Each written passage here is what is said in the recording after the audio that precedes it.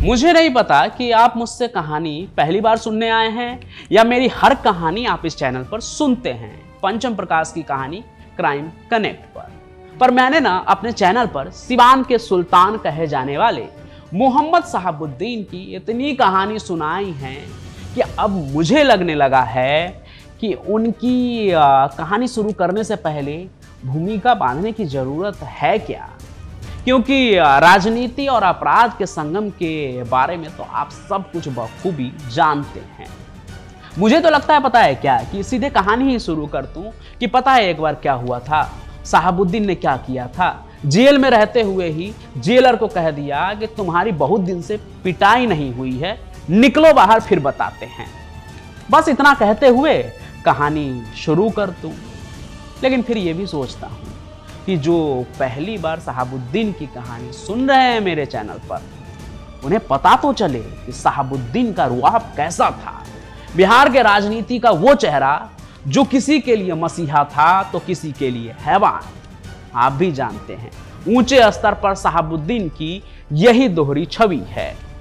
तो मैं उलझन में हूं भी, इसलिए सोचा कि आज आपसे शुरुआत में थोड़ा सा जो है ना बातचीत कर लूं कि क्या करना चाहिए, जिससे आपका भी जवाब मिल जाए कि क्या करूं, सीधे शहाबुद्दीन की रंगदारी की कहानी पर ही आ जाऊं या थोड़ी सी भूमिका भी बनाऊं। जवाब आप दीजिएगा, बाकी अभी चलते हैं कहानी की तरफ। आप चैनल को बस सब्सक्राइब कर दीजिए। मोहम्मद शहाबुद्दीन सिवान की सड़कों से लेकर संसद तक उसकी गूंज थी और खौफ ऐसा था कि आम आदमी तो छोड़िए, अफसर तक उनका नाम सुनते ही थर थर कांपते थे। वो सिर्फ एक नाम नहीं था बल्कि एक मिसाल था, बिहार के जंगल राज का एक ऐसा मिसाल जिसके लिए अंग्रेजी में कहा जाने लगा कि Shahabuddin is possibly the most prominent criminal politician in India. He is the standard to which other criminal politician are compared. यानी शहाबुद्दीन राजनीतिक अपराध के दुनिया में वो थर्मामीटर बन गए थे जिससे बाकी के तमाम अपराधी नेता को तुलना करके ये नापा जाता था कि वो उनके कितने आगे हैं, कितने पीछे हैं। कि फलानमा का आतंक तो शहाबुद्दीन जैसा जोर मार रहा है, फिर भी कोई आस पास नहीं होता था उनके, क्योंकि बाकी के अपराधी पुलिस को देखकर भागते थे और सिवान के शहाबुद्दीन से तो पुलिस भी डरती थी। आज की कहानी उसी दौर की है जब शहाबुद्दीन जेल में बंद थे, लेकिन सजा काटते हुए भी उनका रुतबा ऐसा था कि जेल की दीवारें उसकी ताकत को रोक नहीं पा रही थी। तो एक बार की बात है ना, उन्हें इलाज के लिए दिल्ली के एम्स अस्पताल लाया गया। इलाज जरूरी था, लेकिन असल मकसद क्या था ये धीरे धीरे सामने आने लगा। तो एम्स के जिस वार्ड में शहाबुद्दीन भर्ती थे, वहां सुरक्षा व्यवस्था बेहद सख्त थी, होना भी चाहिए था, बात शहाबुद्दीन की थी और सरकार की ओर से सख्त निर्देश थे, एकदम स्ट्रिक्ट डायरेक्शन था कि बिना इजाजत के कोई भी उससे मिलने नहीं जाएगा। शहाबुद्दीन को एकदम नॉर्मल कैदी की तरह ही ट्रीट किया जाएगा। ऐसा नहीं चलेगा कि दिल्ली में भी साहब बनकर जो बोलेंगे वो होगा। तो ये सब कुछ जारी रहा, लेकिन शहाबुद्दीन तो शहाबुद्दीन थे। उनके जो गुर्गे जेल में घुसने की कोशिश कर सकते हैं, वो क्या दिल्ली ना पहुंचते? बिल्कुल पहुंचे और वार्ड के भीतर घुसने की कोशिश भी कर रहे थे। लेकिन वहां तैनात पटना की बेऊर जेल से आए असिस्टेंट जेलर वशिष्ठ राय, जिन्हें उस वार्ड की सुरक्षा की जिम्मेदारी सौंपी गई थी, उन्होंने जैसे ही शहाबुद्दीन के समर्थकों को रोका, सारा मामला बेकाबू हो गया। कुछ देर बाद शहाबुद्दीन खुद गुस्से में बौखलाए हुए आए और असिस्टेंट जेलर के सामने खड़े हो गए। देश की राजधानी दिल्ली में भी उनकी आंखों में वही रौब था जो सिवान की सड़कों पर लेकर चलते थे। फिर उन्होंने असिस्टेंट जेलर वशिष्ठ राय को घूरते हुए कहा, तुम्हारा घर बानियापुर है ना, कोई नहीं बचेगा वहां, बहुत दिन से तुम लोगों की पिटाई नहीं हुई है, बेल होने दो, पीट पीट कर रख देंगे। आंखों में बाहुबल का गुरूर था और जुबान पर धमकी और यह हनक कि सिवान के आसपास के किसी भी जगह पर रहते हो तो शहाबुद्दीन से कोई नहीं बचा सकता है, भले ही पुलिस अधिकारी भी क्यों ना हो। तभी तो सीधे जेलर को ही घसीट दिया। और ये बात बस यही नहीं रुकी। अगले ही दिन शहाबुद्दीन की जुबान ने फिर से जहर उगला। इस बार निशाना थे जेलर संजय कुमार, जिन्हें भी शहाबुद्दीन ने खौफनाक अंदाज में धमकाया और कहा, तड़पा तड़पा के मारेंगे। ये वो लफ्ज थे जो जेल के बाहर नहीं, दिल्ली जैसे शहर में सबसे सुरक्षित माने जाने वाले अस्पताल एम्स के अंदर कहे गए थे। वैसे तो कुछ सिरफिरे गुंडे पुलिस को ऐसा कह देते हैं और वो पुलिस वाले सीरियसली भी नहीं लेते, अरे ये क्या कर लेगा। पर यहां इन दोनों को धमकी देने वाला कोई मामूली आदमी नहीं था, ये खुद शहाबुद्दीन की धमकी थी, जो खोखली बातें नहीं किया करते थे। इन मामलों पर तत्काल एफआईआर दर्ज की गई, आईपीसी की धाराएं लगाई गई, अपराध के रूप में आपराधिक धमकी देना और लोक सेवक को ड्यूटी से रोकना जैसे गुनाहों की बात की गई। लेकिन अब सवाल था कि क्या सच में किसी सरकारी अफसर की हिम्मत थी कि वो शहाबुद्दीन जैसे व्यक्ति को कानून के कटघरे में खड़ा कर सके। कोशिश बहुतों ने की, लेकिन 100% सफल कोई नहीं हो पाया।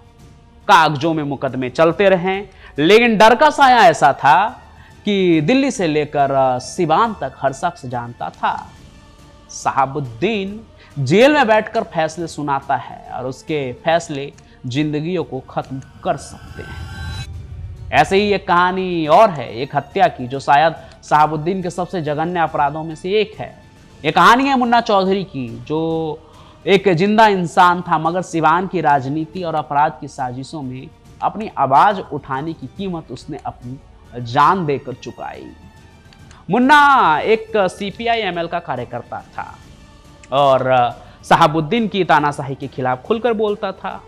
6 जनवरी 2001 ठंडी सुबह थी और मुन्ना अपने करीबी दोस्त राजकुमार शर्मा के साथ बाइक पर बैठकर बिशनपुर गांव में घूम रहा था। लेकिन उन्हें अंदाजा नहीं था कि आज की सुबह किसी का आखिरी दिन साबित होगा। तभी गांव की एक सड़क पर 3 गाड़ियां धूल उड़ाती हुई आई। गाड़ियों में से एक गाड़ी से उतरे शहाबुद्दीन और उसके कुख्याति साथी राम चौधरी, मनोज दास, जवाहर चौधरी और पप्पू श्रीवास्तव। बिना कुछ कहे उन्होंने अंधाधुंध फायरिंग शुरू कर दी। एक गोली बाइक के टायर पर लगी और मुन्ना और राजकुमार जमीन पर गिर पड़े। राजकुमार ने बाद में पुलिस को बताया कि जैसे ही वो गिर पड़े, शहाबुद्दीन ने खुद आगे बढ़कर मुन्ना के पैर पर गोली मारी।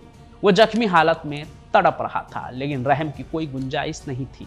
शहाबुद्दीन ने उसे बालों से पकड़कर घसीटा और अपनी गाड़ी में डालकर वहां से फरार हो गए। उस दिन के बाद मुन्ना कभी जिंदा नहीं दिखा।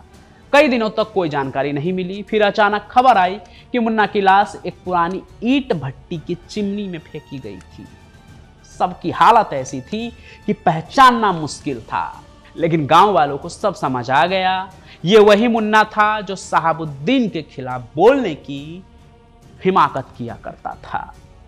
इतना कुछ मालूम चलने के बाद भी इस हत्याकांड में कोई भी गवाही देने के लिए सामने नहीं आया। सिवान में गवाही देना, और वो भी शहाबुद्दीन के खिलाफ, मतलब मौत को न्योता देना था। सालों बीत गए, केस अधर पड़ा रहा, लेकिन फिर एक दिन एक चौंकाने वाली घटना हुई। राजकुमार शर्मा, जिसने उस दिन की पूरी कहानी अपनी आंखों में देखी थी, वो खुद पुलिस के सामने पेश हुआ और अपना बयान रिकॉर्ड कराया। कहते तो ये भी है कि एक अधिकारी ने, एक बाहर से आए आईपीएस अधिकारी ने उससे ये करवाया था। उसने फिर शहाबुद्दीन का नाम भी साफ साफ लिया और बताया कि कैसे मुन्ना को गोली मारकर अगवा किया गया और फिर उसकी हत्या कर दी गई। अब ये बयान उस केस के लिए बेहद अहम बन गया। अगर राजकुमार शर्मा अदालत में अपने बयान पर कायम रहता तो ये शहाबुद्दीन के खिलाफ सबसे ठोस गवाही होती। लेकिन एक बड़ा सवाल ये भी था, क्या राजकुमार को जिंदा रहने दिया जाता? बिहार के राजनीति और अपराध की दुनिया में यह आम बात थी कि कोर्ट में गवाही से ठीक पहले गवाह या तो मारा जाता या फिर लाखों की घूस देकर उसके बयान को बदल दिया जाता। इतिहास गवाह है कि शहाबुद्दीन के खिलाफ बोलने वाले में बहुत कम लोग ही बचे। कोई गायब हो गया तो कोई सड़क हादसे में मारा गया और कुछ तो कोर्ट रूम में ही गोली खा गए। ऐसे में राजकुमार शर्मा की गवाही पर देश भर की नजर थी। अगर वो अदालत में सच बोलता तो शहाबुद्दीन को एक और हत्या की सजा हो सकती थी। लेकिन डर का माहौल ऐसा था कि किसी को यकीन नहीं हो रहा था कि क्या वो सच में गवाही देगा, और अगर देगा तो क्या बच पाएगा। हालांकि इस मामले में हुआ क्या कि राजकुमार शर्मा जो है ना वो मारा गया, शहाबुद्दीन के हाथों नहीं बल्कि गिरोहबाजी के चक्कर में, क्योंकि वो जो है ना खुद भी एक बदमाश था जिस पर कई केस थे। तो एक बार जब वो जेल से छूटा तो वो किसी दूसरे गैंग के लोगों ने उसे मार दिया। हालांकि मुन्ना चौधरी के साथ जो हुआ वो शहाबुद्दीन वर्सेज यादवों की लड़ाई की कहानी से शुरू हुआ था, जिसकी शुरुआत जलेबिया कांड से हुई थी। अगर आप ये पूरी कहानी नहीं जानते और जानना चाहते हैं तो शहाबुद्दीन वर्सेज यादव की कहानी चैनल पे जरूर देखें। अभी कुछ दिन पहले ही मैंने ये कहानी सुनाई थी कि कैसे शहाबुद्दीन के एक खास शूटर और एक यादव नेता के भतीजे के बीच की लड़ाई की कहानी सिवान में यादव वर्सेस शहाबुद्दीन की कहानी बन गई। तो वो कहानी भी आप जरूर देखिएगा। बाकी आज की कहानी में हमने आपको बिहार के सिवान शहर के उस बाहुबली की एक और रंगबाजी की कहानी सुनाई, जो ये चीख चीख कर कहता है कि शहाबुद्दीन बिहार के राजनीतिक अपराध का वो चेहरा थे जिसे कोई चाहकर भी मैच नहीं कर सकता था, राजनीतिक तौर पर भी और आपराधिक तौर पर भी। ना तो वो कोई भी चुनाव हारे और ना ही अपराध जो है उन पर जल्दी साबित हो पाता था। बाकी आपको क्या लगता है वो भी कमेंट में जरूर बताएं। शहाबुद्दीन के तो बहुत सारे लोग चाहने वाले हैं जो उनके अपराध को एक किनारा रख के सिर्फ उनके मसीहा वाली बातें ही करते हैं, तो वैसे लोग भी अपना पॉइंट ऑफ व्यू जरूर रखें। हालांकि मैं बार बार कहता हूं कि उनका दो चेहरा था, एक नेता के रूप में और एक अपराधी के रूप में। इसलिए ही शहाबुद्दीन किसी के लिए मसीहा तो किसी के लिए हैवान था। बाकी आप जो भी सोचते हैं कमेंट जरूर कीजिए, आपके विचार तो स्वतंत्र हैं और मैं तो यहाँ बस कहानी सुना रहा हूँ। बाकी इस कहानी को लाइक कीजिए, ज़्यादा से ज़्यादा शेयर कीजिए, चैनल को सब्सक्राइब कर लीजिए। मैं पंचम प्रकाश अपनी कहानियों के साथ ऐसे ही मौजूद होता रहूँगा। तब तक के लिए आपका बहुत बहुत धन्यवाद।